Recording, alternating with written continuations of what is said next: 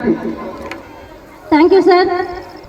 He was headmaster for 3 decades, a great scholar. His zeal to serve the society and community in large has made a step in social activities.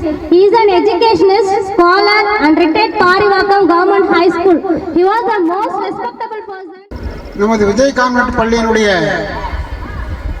தலைமை ஆசிரியர் மற்றும் தாளாளர், general manager, தலைமை ஆசிரியை, உதவி தலைமை ஆசிரியை மற்றும் ஆசிரியர் பெருமக்கள் மற்றும் பெற்றோர்கள், மாணவ செல்வங்கள், உங்கள் அத்தனை பேருக்கும் முதலில் நான் நன்றியை தெரிவித்துக் கொள்கின்றேன்.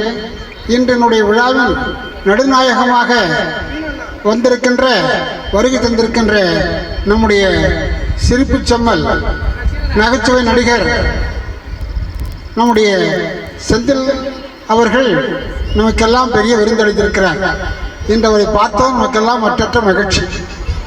ஏனென்றால் அவருடைய சிரிப்பு நம்மை நடிகத்தன்மை பார்த்து நம்மெல்லாம் பல விதத்தில் நாம் மகிழ்ந்திருக்கின்றோம். ஆகவே அவரை பெருமகனாருக்கும் மற்றும் இங்கே வந்திருக்கின்ற பெற்றோர் ஆசிரியர் சங்க தலைவர் அவர்களுக்கும் மற்றும் அனைவருக்கும், தாய்மார்களுக்கும் என்னுடைய அன்பு கலந்த வணக்கத்தை உரித்தாக்கிக் கொள்கின்றேன். இன்று நமது விஜய் கான்வென்ட் பள்ளியினுடைய 28வது ஆண்டு விழா மிக சிறப்பாக நடந்து கொண்டிருக்கின்றது. இந்த ஆண்டு விழாவிலே இதுகார நம்முடைய மாணவ செல்வங்கள் எல்லாம் நடத்திய நிகழ்ச்சிகளை எல்லாம் பார்த்து மிகவும் மகிழ்ந்தோம். ஆகவே நாமெல்லாம், அதாவது கல்வி சிறந்த நாடு தமிழ்நாடு என்று சொல்வார்கள். ஆகவே நம்முடைய நாட்டிலே நாம் முதலில் நம்முடைய பெருமையளிக்கக்கூடிய, அதாவது தன்மை நிகழ்ச்சி எது என்று கேட்டால், நாம் எல்லாம் கல்வியை கற்றுக்கொள்ள வேண்டும். மனிதன் பிறந்தால் மட்டும் போதாது, வாழ்நாளிலே அவன் சிறந்த கல்விமானாக திகழ வேண்டும். ஆகவே இந்த வகையிலே ஒவ்வொரு பெற்றோருக்கும் ஒரு கடமை இருக்கிறது. அந்த கடமையை செவ்வனே செய்ய வேண்டும். தன்னால் ஈன்றெடுத்த குழந்தைகள் மிக நல்ல முறையிலே படித்து அவர்கள் வெற்றி காண வேண்டும். அதாவது ஆரம்பத்தில் மாணவ செல்வங்கள் எல்லாம் நம்முடைய ஒரு நல்ல அடிப்படை ஒழுக்கத்தை எல்லாம் தெரிந்து கொள்ள வேண்டும். அதாவது அன்னையும் பிதாவும் முன்னேறி தெய்வம், மாதா பிதா குரு தெய்வம். ஆகவே நம்முடைய தெய்வமாக விளங்கக்கூடிய தாய் தந்தையரையும், அதாவது எழுத்தறிவித்தவன் இறைவனாக என்று சொல்வது போல ஆசிரியர்களையும் தெய்வமாக மதிக்க வேண்டும். அப்படிப்பட்டு இருந்தால் போதாது, அவர்கள் கற்பிக்கின்ற கல்வியை நன்றாக படித்து தெரிந்து கொள்ள வேண்டும். அதுதான் மாணவருடைய கடமை. இன்று சிறுவர்களாக மாணவர்களாக இருக்கின்ற நீங்களெல்லாம் வருங்காலத்தில் அரும்பெரும் தலைவர்களாக வர காத்திருக்கிறீர்கள். இன்று 7 தூக்கி படிக்கின்ற பிள்ளைகள் நாளை நாடு காக்கும் தலைவர்கள் என்பதை நீங்கள் மறந்துவிடக்கூடாது. அத்தகைய பொறுப்பு நம்முடைய மாணவ செல்வங்களுக்கெல்லாம் அதிகமாக இருக்கிறது என்பதை மறந்துவிடக்கூடாது. ஆகவே பெற்றோரை மதித்து நீங்கள் நடக்க வேண்டும். அன்னையும் பிதாவும் முன்னேறி தெய்வம், தந்தை சொல் மிக்கதோர் மந்திரமில்லை என்பதை உங்களுடைய பெற்றோருக்கு, அதாவது மதிப்பு மரியாதை கொடுத்து பள்ளியிலே கற்பிக்கின்ற ஆசிரியருடைய பாடங்களை நன்றாக கற்று வீட்டுக்கு சென்று நன்றாக படிக்க வேண்டும். ஆகவே இப்படி படித்து முன்னேறக்கூடிய நீங்கள் வருங்காலத்திலே நல்ல குடிமக்களாக வருவீர்கள் என்பது திண்ணம். ஆகவே அன்புள்ள பெருமக்களே, உங்களுக்கு, அதாவது அறிவு அற்றங்காக்க கருவி என்று சொல்வார்கள். ஆகவே அறிவு என்பது ஆபத்து நீக்கக்கூடியது, ஒரு மனிதனை திறமையாக செய்யக்கூடியது. ஆகவே சமுதாயத்திலே ஒவ்வொருவரும் சமுதாய செல்வர்களாக விளங்க வேண்டும். ஆகவே அந்த அளவுக்கு நீங்கள் எல்லாம் தன்னுடைய அறிவை பயன்படுத்தி வளர்த்து நல்ல மாணாக்கனாக பெரியவர்களாக விளங்க வேண்டும் என்பதை இந்த நல்ல நேரத்திலே நான் உங்களையெல்லாம் கேட்டுக்கொள்கின்றேன். ஆகவே அன்பு செல்வங்களுக்கு உங்களுடைய அறிவை ஆற்றலை நீங்கள் நன்றாக பயன்படுத்திக் கொள்ள வேண்டும்.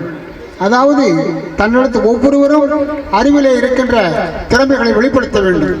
அதுதான் நல்ல மாணவனுக்கு அழகு என்று சொல்வார்கள். ஆகவே அன்புள்ள மாணவ செல்வங்களே, உங்களுக்கு நான் ஒன்று சொல்லுகின்றேன். அதாவது கல்வியிலே சிறந்தவனாக விளங்க வேண்டும். அதாவது ஈன்ற பொழுதில் பெரிதுவக்கம் தன்மகன் சான்றோன் என்னை கற்ற தாய் என்று சொல்வார்கள். ஆகவே மக்களெல்லாம் நீங்கள் ஒவ்வொருவரும் நன்றாக படித்து குடும்பத்திற்கு நல்ல பெயர், பெற்றோருக்கு நல்ல பெயரை வாங்கி தர வேண்டும். அதே நேரத்தில் பள்ளிக்கும் நல்ல பெயர் வாங்கிக் கொள்ள வேண்டும்.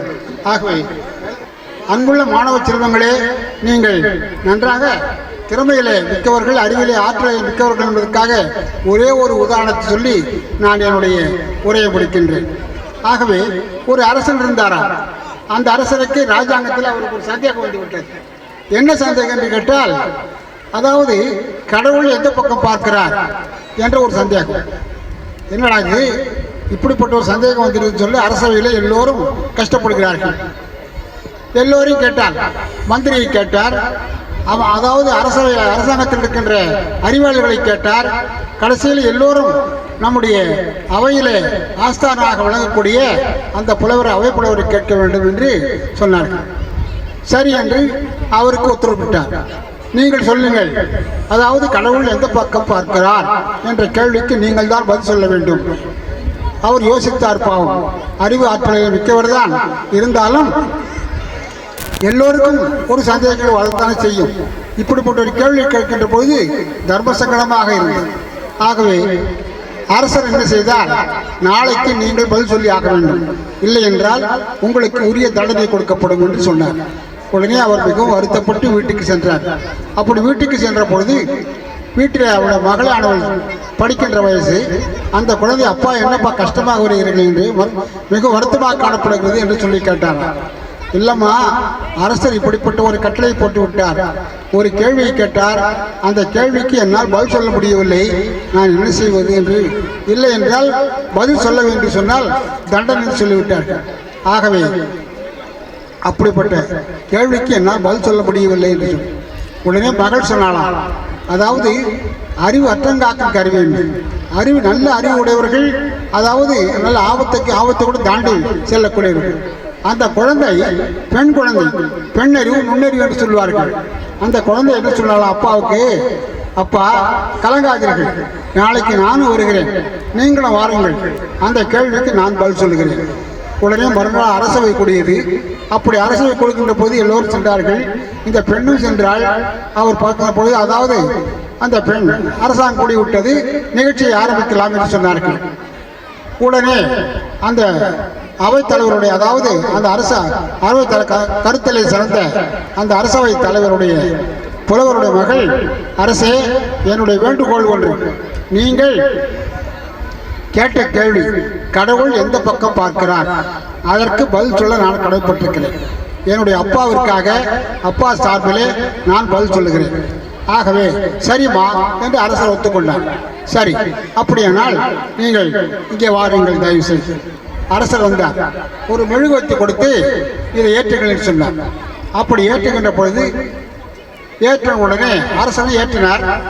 உடனே அவர் அந்த பெண் கேட்டாள், அப்பா, அதாவது அரசே, இப்போ இந்த விளக்கு எந்த பக்கம் பார்த்து எரிக்கிறது, இந்த மெழுகுவர்த்தி எந்த பக்கம் பார்த்து எரிக்கிறது என்று கேட்டார். அரசருக்கு பதில் சொல்ல முடியவில்லை. பாவம், திகைத்தார். நீயே சொல்லுமா என்று கேட்டார். அதாவது இப்போ எல்லா பக்கத்திலும் பார்த்து எரிக்கிறது அல்லவா, ஆகவே நீங்கள் அதுதான் எதிர்பார்த்தீர்கள். ஆகவே ஆண்டவனும் அப்படித்தான், கடவுளும் எல்லா பக்கமும் பார்த்திருக்கின்றார், அவர் இல்லாத இடமே கிடையாது. அப்போ ஆகவே அந்த கடவுள் இருக்கின்ற எல்லா தூணிலும் இருப்பார், துரும்பிலும் இருப்பார் சொல்வார்கள். ஆண்டவன் என்னோடு இரண்டரை கலந்திருப்பவர். ஆகவே அப்படிப்பட்ட ஆண்டவர் தான், அதாவது அவர் எப்படி எல்லா பக்கம் எழுத்து இந்த விளக்கு எப்படி எரிகிறதோ அதுபோல் அவர் எல்லா பக்கம் பார்த்து கொண்டிருக்கிறார் என்பதை நீங்கள் மறக்கக்கூடாது. அதுதான் விடை. வானாகி மண்ணாகி வழியாகி ஒளியாகி ஊனாகி உயிராகி உண்மையுமாய் இன்மையுமாய் போனாகி யான் எருதென்று அவரவரை கூத்தாட்டுவானாகி நின்றாய் என்று சொல்லி வாழ்த்துவனே என்று பாடுவது போல அந்த கடவுள் அந்த பாப்பா குழந்தை பெண் குழந்தை பதில் சொல்றது பார்த்து அரசரே மகிழ்ந்து விட்டார். அறிவுடை ஒருவனை அரசனும் விரும்பும், அறிவு அற்றங்காக்கும் கருவி.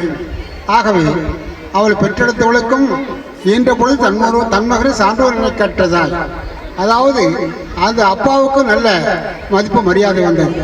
உடனே அரசர் அந்த மகளுக்கு பரிசு கொடுத்து, அதாவது ராஜ மரியாதையுடன் வீட்டுக்கு கொண்டு வந்து சேர்த்தார். அதைத்தான் சொல்லுகின்றேன்.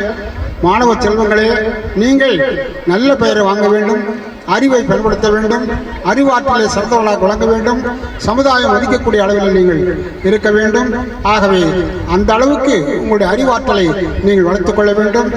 அது எல்லாம் அல்ல இறைவனோட அருளினாலே உங்களுடைய பெற்றோருக்கு நீங்கள் மதிப்பு மரியாதை கொடுக்க வேண்டும். ஆகவே என்னுடைய உரையை நான் இத்துடன் முடித்துக் கொள்கின்றேன். இந்த வாய்ப்பு அளித்த அத்தனை பேருக்கு என்னுடைய நன்றியை கூறி தருகிறேன்.